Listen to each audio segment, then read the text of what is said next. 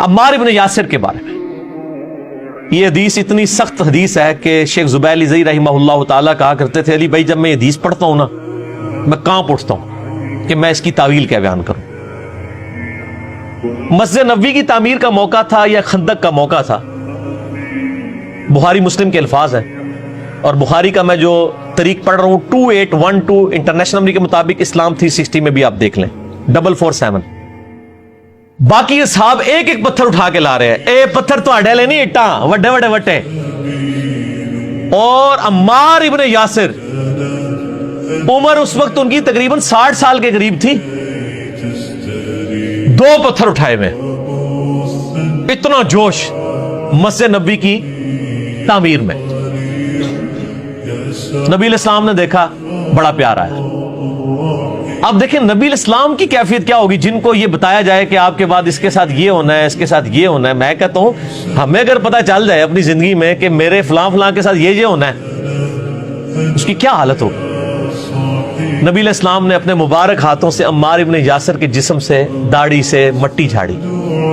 کہا وائے عمار افسوس ہے عمار تو ہی دین کے لیے اتنی خدمت کر رہا ہے. اے سمیہ کے بیٹے عمار بائے افسوس تجھے ایک باغی جماعت قتل کرے گی. تو انہیں اللہ اور جنت کی طرف بلا رہا ہوگا اور وہ باغی جماعت تجھے دوزخ کی طرف بلا رہی ہوگی. عمار کے مخالفین کو نبی علیہ السلام نے فرمایا باغی اور دوزخ کی طرف بلانے والی جماعت. سر یہ کسی شیعہ کا فتویٰ نہیں ہے کسی سنی کا فتویٰ نہیں نبی علیہ السلام کا فتویٰ ہے. صحیح بخاری 2812 اور 447. عمار نے کہا اے اللہ میں فتنوں سے تیری پناہ میں آتا ہوں. دعا ہی کر سکتے تھے تقدیر میں تو فیصلہ ہو چکا ہوا تھا. عمار ابن یاسر جنگ جمل سیدہ عائشہ طلحہ زبیر کیوں ہارے؟ عمار ابن یاسر مولا علی کے ساتھ تھے.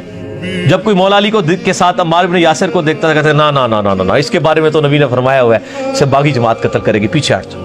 اس لیے سیدنا طلحہ بھی جنگ چھوڑ گئے حضرت زبیر بھی پیچھے ہٹ گئے جنگ جمل میں. اب مسند احمد میں حدیث ہے 16744 اور المستدرک للحاکم میں 5661.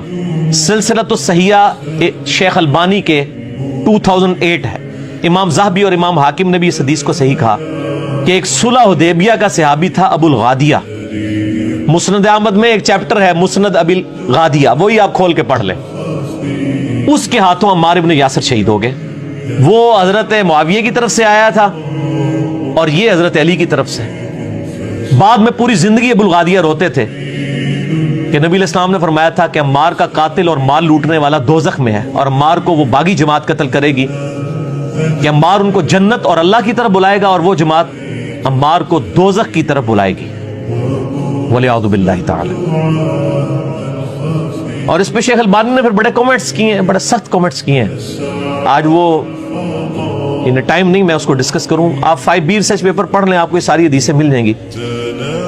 شیخ البانی کو تو صرف اہل حدیث مانیں گے نا. بعض ابن حجر اسقلانی نے لکھا کہ جی وہ ابو الغادیہ چونکہ صلح حدیبیہ کا صحابی تھا اس لیے بخشا جائے گا. شیخ البانی نے کہا اللہ کے نبی سے ٹکر مت لو. صلح حدیبیہ والے سارے بخشے جائیں گے لیکن جس کو اسپیسیفائی حضور نے کر دیا کہ عمار کا قاتل اور مال لوٹنے والا دوزخ میں ہے آپ اس کو جنت کی گارنٹی کس طرح دے رہے ہیں وہ اسپیسیفک ہو.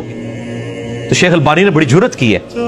بہرحال یہاں پہ میں چونکہ بریلوی مکتبہ فکر کے حوالے سے ڈسکشن ہو رہی ہے اور دیوبند کے حوالے سے تو میں ان کو حوالہ دیتا ہوں ان کے ہی بڑے امام کا بہت بڑے امام ابن حجر اسقلانی نے فتح الباری لکھی صحیح بخاری کی شرح 852 ہجری میں فوت ہوئے. انہی کے زمانے میں ایک بہت بڑے حنفی عالم ہیں میں دل سے ان کی بڑی قدر کرتا ہوں کیونکہ وہ بھی حب اہل بیت رکھنے والے تھے. امام بدر الدین عینی حنفی رحمہ اللہ تعالی المتوفى 855 ہجری. ابن حجر 852 ہجری میں فوت ہوئے 855 میں. دونوں نے ایک زمانے میں ہی بخاری کی شرح لکھی ہے. ان کی شرح ہے فتح الباری ان کی ہے عمدۃ القاری. یہ حنفیوں کے مدرسے میں پڑھائی جاتی ہے. فقہ حنفی کو پورا ڈیفینڈ کرتے ہیں وہ. صحیح بخاری میں جب حدیث آئی نا 7083 جو حدیث ہے کہ جب ایک مسلمان دوسرے کے خلاف تلوار اٹھائے تو دونوں دوزخ میں. صحابہ نے پوچھا یا رسول اللہ قتل کرنے والا دوزخ میں مقتول کیوں؟ فرمایا اس نے تو اپنے بھائی کے قتل کا ارادہ کیا تھا. اس کی شرح کرتے ہوئے انہوں نے یہ ایشو ڈسکس کیا کہ صحابہ بھی تو آپس میں لڑے ہیں، آپ ان دونوں میں سے کیا دونوں دوزخ میں جائیں گے؟ کریٹیکل ایشو تھا نا. اس ٹاپک کو میں ادھر ہی چھوڑتا ہوں. اس کو انشاءاللہ ایک دفعہ تو میں نے آپ کے ساتھ کوسچن آنسر میں ایڈریس بھی کیا. بہرحال میں صرف امام عینی کے کمنٹس بتاتا ہوں کہ امام عینی کے کمنٹس ورڈ بائی ورڈ یہ آپ لوگوں کو میں نے ای میل بھی کر دی، اگر کوئی بعد میں منگوائے. یہ کمنٹس جو ہیں وہ غلام سعود سعیدی صاحب نے شرح صحیح مسلم میں بریلویوں نے خود نقل بھی کی ہیں. ورڈ بائی ورڈ امام عینی کیا کہتے ہیں؟ وہ کہتے ہیں انہوں نے علماء کی اور ائمہ کی رائے نقل کی کہ بھئی حضرت علی کے ماننے والے کو 2 اجر ملیں گے اور حضرت معاویہ کی جماعت کو 1 اجر ملے گا، جو آج بھی علماء کہہ رہے ہوتے ہیں جی دونوں ہی ٹھیک ہیں. حالانکہ گورا تو یہ بات کبھی نہیں مانے گا کہ ایک جنگ جس میں ہزاروں لوگ مر جائیں اور دونوں ہی ٹھیک ہوں، جبکہ نبی علیہ السلام بھی کہہ رہے ہوں کہ عمار جو ہے جنت کی طرف بلائے گا اور عمار کے مخالفین دوزخ کی طرف بلائیں گے. تو پھر سب دونوں بیک وقت کیسے ٹھیک ہو گئے؟ یہ دھوکہ آپ کسی اور کو دیں. تو یہ جرت کرنے والے لوگ ہیں. امام عینی نے جرت کی ہے. انہوں نے کیا کہا؟ ورڈ بائی ورڈ امام عینی کے کمنٹ سنیں.